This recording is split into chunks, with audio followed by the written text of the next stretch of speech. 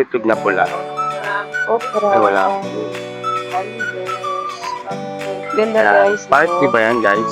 I'm not sure which party. During Bougainvillea. sa sunny day. My shoulder pig smile. Ay, pogi. So, ang ating ulam ay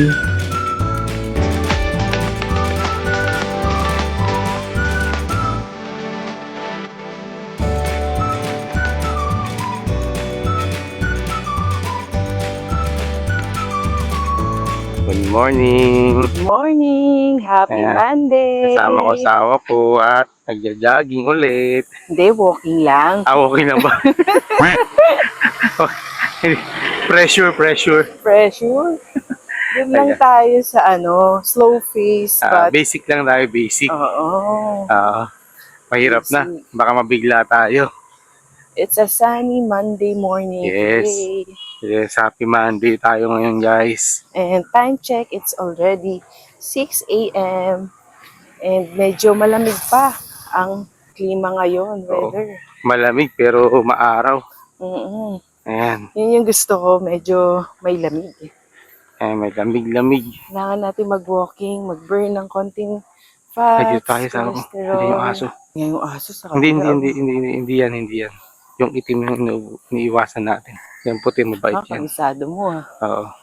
May dogs po kasi dito sa side, kaya Iwas kami. iwas natin, medyo mabangis siya. Oo. Ito, paakit po kami sa uphill na daan.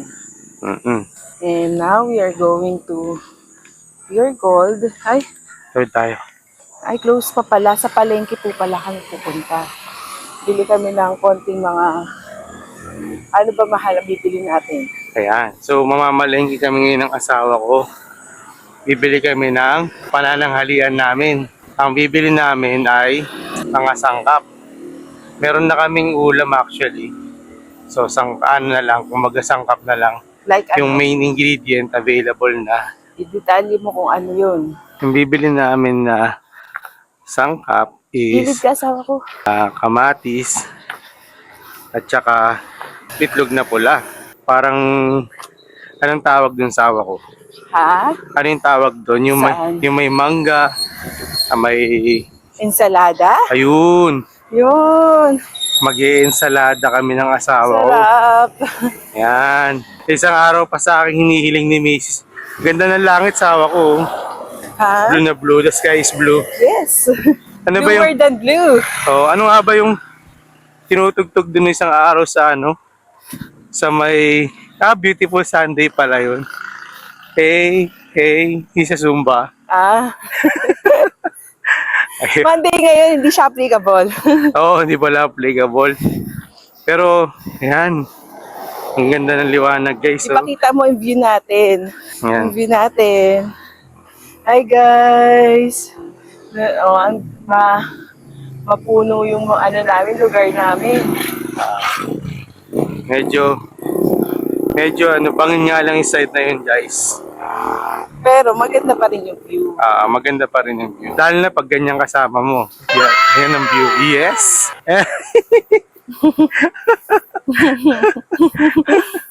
Nagbakit na po si Madam, mga ma'am sir. So, kahapon pala guys, Sunday. And I hope you had a really good and fun and bountiful Sunday.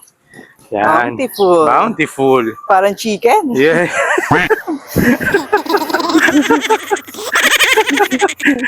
Ang last mag-ano ng asawa ko ngayon, magpatawa. Pumidyante siya ngayon. Ayan. So, kahapon, minute namin ulit si mother ko. Wala siyang kasama, no? So, nilabas namin siya ulit. Nagsimba kami. And as you know, guys, diba, every Sunday. And we had free lunch yesterday. Yan. So, kahapon kasi, diba, guys, every Sunday, as you know, na-share namin sa inyo na si Mrs. nagsaserve siya sa church every Sunday. And then afterwards, nagmerienda kami and grocery with mother ko, no? So, nakalibre kami guys ng merienda. Pinamerienda kami ni mother kahapon. Nilibre kami. Minsan lang yan. Oo. Yeah, kasi most of the time kami ni Mrs. We treat them, we treat yung mga parents namin, no. And like you guys, no, yung mga pag nilalabas nyo yung parents nyo, yan, malamang pinapakain nyo rin sila, di ba? You treat them. Pero kahapon, it's a bit different setup kasi kahapon. Kahapon kasi, hindi namin supposedly, what do you call this? Hindi namin schedule with her kahapon. So, nakiusap siya sa amin kung pwede namin siya ilabas. Kasi yung mga kapatid ko, almost likely lahat ng kasama niya sa bahay is umalis din, may sarili mga lakad. And she wanted to go out, no? So syempre, kami, wala naman kaming ibang lakad kahapon ni Mrs. din. Sinabay namin siya, no? So, ang under one condition lang, guys. Request naman siya. Request. Request pala. Oo. Sorry, hindi pala condition. It's more of request pala. If okay lang sa kanya, magpapamerienda siya sa amin. Ayan. Once in a blue moon naman yun, hindi natin inaabuso. Hindi naman palagi yun, guys. Once in a blue moon lang yun. It doesn't happen very often. It's just that request lang kami na okay lang naman na ganun. Pero if pwede, sana siya na magpamerienda sa amin kahapon. And pumayag naman siya, guys. Pumayag naman siya. Wholeheartedly. Natuwa naman siya kasi nataon sa Pancake House is natuwa si Mama dahil sa Pancake House may free pancake worth 300 pesos, guys. Mayroon parang pa-birthday free pancake sa kinainan namin, no? So, nakakatuwa rin kasi nagamit niya yung kanyang birthday month card. May binibili yung asawa ko na gamot. I don't know, maintenance siguro niya. 30 pieces na siya at 6 a.m. So ngayon, medyo maara. May vitamin D tayo na nakukuha ngayon. Kailangan natin minsan magpaara. Pero, siyempre, lahat ng sobra ay hindi maganda. Kaya medyo lilim muna tayo. Magkano po? Husband, medyo pawisan na tayo. Ito, yung green na building is pure gold siya. So, Ayan. ayan, dito na si husband. Marami ditong public vehicle, maraming karinderya. Video mo yung mga tinda sa palengke sa ako. Sige, video natin na saan namimili ang asawa ko dito sa talipapan namin. So, ito. So guys, mamimili tayo. Guys, Meron kayong itlog na pula? wala okra. Ay, wala po. Kalbos, ampo, pechay. Wala daw itlog na pula sa ako. Walang itlog na pula. Tanong tayo sa kabila. Ayan. May mga mini store dito sa kabila. Hanap yung asawa ko ng itlog na pula.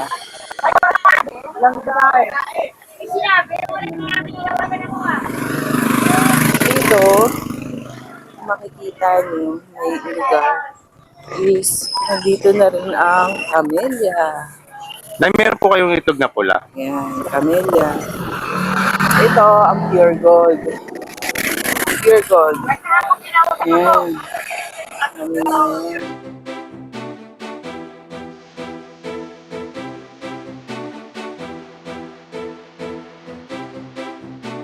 Walang itlog na pula. Oo, wala eh. Sige, next time na lang. Sa'yo na lang. Iba na lang bilhin ko. Iba na lang. Gulay. Gulay na lang. Hindi na ako bibili. Gulay. Magano na lang tayo. Okay guys, dahil wala po tayo nabiling Hindi tayo itlog na pula, success. tayo success. Ang bibili natin ay pang sinigang na lang. Yan. Okay. Sinigang tayo. Okay? Okay. Let's go. Guys, babalik na tayo sa aming subdivision. Tapos na aming purpose pagpunta dito. Ang pamimili ng mga ingredients para sa tanghalian. Ito, ang daming buko. Mga balat. Titinda dito ng buko eh. Gentleman ni Mr. Dala-dala niya ang aming egg na pinamili. Okay guys. Tapos na tayo sa pagpasok sa aming entrance. And just like that, guys, pagmamalengke na tayo, no? Bumili lang tayo ng mga sangkap. Unfortunately, wala yung gusto natin sana, no? Which is yung itlog na pula. Okay lang, next time. Pero okay lang. It's not meant to be. Diba? Ano ba yung sinasabi nila? There's a saying nga eh. Actually, narinig ko to sa ano, this winner ng The Voice yata in guys, no? For every rejection is a redirection. Ay, ang lalim naman. Ang Hindi ka lalim. lang nakabili ng ingredients. Rejection na agad. Magaling ka, asawa ko. Ang lalim ng hugot. Ang layo na narating mo. Oo nga, ano ba yan? Anyways, but ayun guys, hindi man tayo pinalad makakuha o makabili ng itlog na pula, meron naman pa rin naman tayong other options. Sorry guys kung hindi kami magkatabi ni Mrs. maglakad ngayon kasi medyo busy area tong dinadaanan namin. Maraming sasakyan na dumadaan and iniiwasan din namin na masagasaan kami o masagi kami, no? Kaya iniiwasan namin medyo nasa side na malapit sa sasakyan. Doon kami sa sidewalk dumadaan. Later on, doon sa pababa malapit sa amin, it will be more smoother walk na. Today wala naman kaming kakaibang activity. And wala rin naman kaming guests na darating today. We will be more of staying lang sa bahay. Then ako magwo-work. And as you know guys, the days are fast approaching. Ang bilis. Ang bilis ng araw. I forgot to mention, June 1 na pala kahapon and today is June 2. Diba? Ang bilis ng panahon guys. We're halfway, most likely to the year. As you know guys, dito sa atin sa Pilipinas, we start as early as the Burr months, no? Pagdating sa celebration of the Christmas season. Tama ba ako, asawa ko? Yes na yes, kahit di ko narinig. Ganyan ang tiwala ko. Yung asawa ko, yes lang ng yes. Diba? Maingay kasi mga tricycle eh. Hindi ko Oo, marinig. guys, pasensya na. Medyo maingay yung background namin. Pero knowing my husband, I trust him. And it's true. Ayan. Pag Christmas season, guys, as usual, busy ang mga tao, excited. Alam niyo, the spirit of Christmas, guys. Ramdam na ramdam natin yan. And I wouldn't agree more na lahat tayo talagang busy, no? And at the same time, we meet our families, we meet our friends, no? So, tapos mga activities sa office if meron.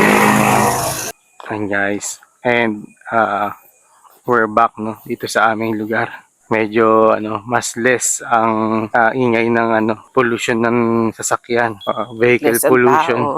tao. It's more dito, people friendly ba? Peaceful. Peaceful. Ayun, napakaluwag po ng kalsada guys, as you can see.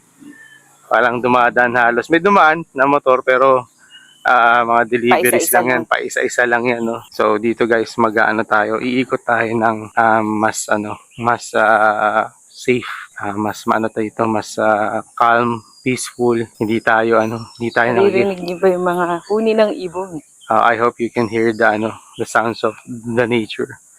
Yung mga ibon, no. Ayan. Mas dito, mas kalmado guys. Ay, sawa ko. Ano ba yung pinagbibili natin ngayon? Kangkong, okra, sinigang mix. Ano yung isa na pinabili mo? Yung sabi mo, gusto mo namang yun ang kainin mamaya. Nag-fail eh. Itlog na maalat. Hindi. Ano yun? Pakwan. Pakwa. Sorry guys. Oo. Nakalimutan na agad ni Mrs. yung pinabili niya. Request pa man din niya yun, nakalimutan niya na agad. Anyway. Kala ko ingredients ng pakwan. Pakwan. Ang red niya. Oo, guys. Siniwa pa ni kuya. Oo, naku. At walang buto. Yes. So, Very affordable. Good for us na dalawa. 40? 40 pesos lang guys yung pakwan. Pero hindi naman siya yung buong pakwan guys, no? Parang Slice lang syempre. parang quarter slice ng pakwan. I remember, working student ako nung nasa Wendy's. May boss akong babae. Sabi niya, Isa, suyo naman pabili ng pakwan.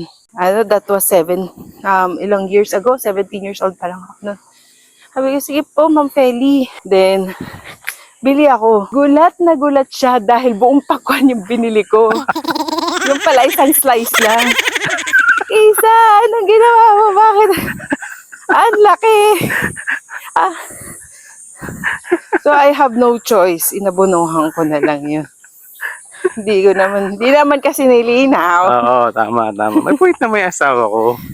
Hindi naman niya alam kung ano yung binibili or gano'ng kalaki. Kung malay niya ba kung it's for sharing nga naman. Tama na may asawa ko. Sahod that time. So, sahod may pera ako nun. So guys, kapag Magtatanong tayo, guys. yes. Lalo na pag inuutusan lang tayo, no? We have to make sure na we understand or we're aligned with the person na nagre-request or nag-uutos sa atin. Kasi it can be it can be a hassle din sa atin, no? Inutusan na nga tayo, magkapuno pa tayo. Yes.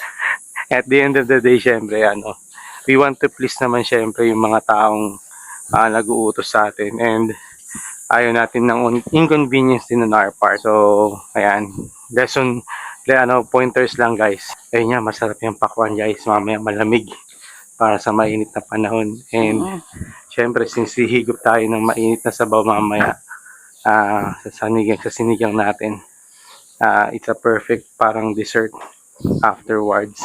Ang himagas. Ang himagas ba yun? Hindi ba dessert? Pwede rin pang himagas, pwedeng. Anong ko kasi parang sa akin, mas okay na dessert siya kasi fruit eh. Last siya, kumbaga, in a meal. Okay.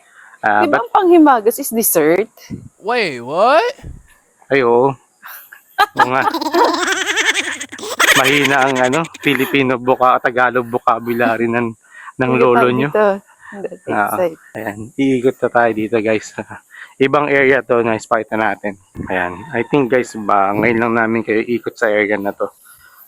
Ito yung parang papunta sa isa pang subdivision within our subdivision. No? Kapasok na rin kami dyan guys, and maganda rin naman. Hindi nga lang sinlaki nung kalsada. Lugar namin yung kalsada nila dyan sa loob. Pero okay din. So ayan, iikot lang tayo dito guys.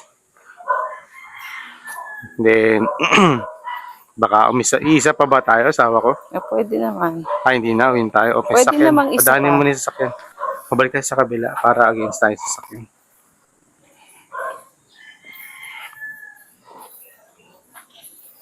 Dito naman tayo dumaan. Ayan, oo. Diretso. Ayan. Ganda guys. Fire tree ba yan guys? I'm not sure if it's fire tree or during bougainvillea.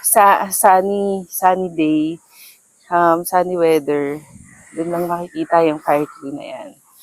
Okay, ikot pa tayo. Ganun pala. May ganun palang flowers ba yun sa ako? Tree. Tree. Fire It's a tree. fire tree. Oo, ngayon lang ako nakakita ng ganun guys na yung as explained ni Mrs. no. Sinearch ko siya kung anong pangalan niya. Kasi na-amaze ako kasi very colorful siya. Parang it feels like out of the country. Pag guys, kapag, naliwanag masyado. Kapag full bloom siya, para siyang talagang red na red. Kumbaga sa cherry blossom, parang pink, hindi siya pink, more of red. So mas reddish siya, no. Tapos yung niya, yung mga pollen niya talagang nagkalat sa sahig. So yung scenery ng lugar parang it's out of this country ba in that way. maganda guys yung effect niya sa kalsada. Ayan, siguro yan yung one of the masasabi kong perks dito sa area namin, no. May mga ganong aesthetic ba, asawa ko masasabi. Aesthetic? Ayan. May mga ganun kami dito guys. Which is we really appreciate, no, itong lugar namin. Nakaka-happy lang talaga kasi we found this place very peaceful, malayo sa ingay, pollution, maraming trees. Saka grabe yung inflation ngayon. Masasabi kong maswerte kami na 10 years ago we purchased this property na talagang location-wise and lahat ng palagay kong magugustuhan namin is nandito. In a way, parang masasabi kong para sa atin din talaga siya eh. Kasi if you remember guys, on one of our vlogs na shinare namin, naghanap-hanap din kami talaga, no? We didn't hindi settle team agad. first. Oo, and it's not like, Hindi first of show. hindi siya love at first sight, kumbaga. Kumbaga marami talaga kaming pinuntahan. And going back, as I remember, no, ano lang siya guys, as in lupa lang talaga yung lugar namin na yun at that time. Wala kaming katabi, wala kaming kapitbahay. Kami lang talaga yung Takot pa yung kauna-unahan. husband ko noon. Oo. Kasi sabi niya, kaya ba natin? Kasi kakasal tayo eh. Kaya, magkasabay. Medyo may Talagang- konting doubts ako. I wouldn't deny that kasi hindi ko alam kung kakayanin namin eh. Kasi andyan yung kasal syempre. And you know guys naman how expensive weddings can be. Pero we're focused talaga na makakuha nung sarili naming property. And syempre parang ang perfect setup, which is luckily na-achieve namin. The perfect setup was after wedding, umuwi na kami sa sarili naming bahay. And yun talaga yung tinarget namin ng asawa ko, no guys. So, we're very blessed na nagawa namin siya ng ganun, no. Mahirap financially, pero kinaya, no guys. Talagang masasabi ko yung dedication namin ng asawa ko to achieve that. Kasi talagang as we've shared din, talagang kami ng asawa ko, nagtipid kami, no. Talagang walang luho, walang mga kung ano-ano guys, no. Walang mga bagong gadget, yan. As in, it's all basic needs lang yung binibili namin, pagkain, groceries, yung bills, you know. So hindi rin siya ideal, pero it's worth all the sacrifice para sa akin. Kaya we're very happy din naman na na-achieve namin siya, kung ano yung plinano namin after our wedding. And eto nga guys, as you can see naman, puro puno yung paligid natin. Araw na. Oo. Maraw na guys, I think mga 7 na siguro, or magsa 7 na. We're almost home. Ganun lang guys. And syempre, pinawis-pawisan tayo ng konti, lumabas-labas ang cholesterol. Kailangan, no? To live long life Yes. and stronger person. Yes. Yan. May nilagyan tayo ng sabi ko, tapat ko, linis ko. Kaka, sabi maglinis daw kami. Mukhang nadudungisan sa harapan namin. Yan. So we're here and ayan guys, nakikita niyo yung paligid namin. I don't know if it's very clear, pero ayan. Mapuno. And sa likod ng bahay namin, meron din fire tree. Ayan. I'm not sure if you can see. Pakita nga natin. Ayun. Ayan. May fire tree din. Hello, asawa ko. Hello, kain tayo. Hanap ko naman, smile. Show your big smile. Ay, pogi. So, ating ulam ay napakasarap. Sinigang na salmon na umuusok-usok sa kawali pa ako, di ba? Care of the chef Tartar. Tinamad magluto sa kaldero guys, kaya sa kawali ko niluto. It's okay. Napaka-presentable para kaming nasa restaurant. Yung kawali na nilagay, dalawa lang naman kami, so yung kawali na lang nilagay ko sa lamesa. Para hindi na magdagdag ng hugasin. Yes. At saka yung mga restaurant, ganyan din naman ang common na something unique. Nakapat. And then we have the brown rice. And I prepare patis with calamansi. Yan. Kain tayo guys. Last look for the salmon. Sinigang na salmon na so yummy. Okay, say bye to the vlog. Kain na tayo.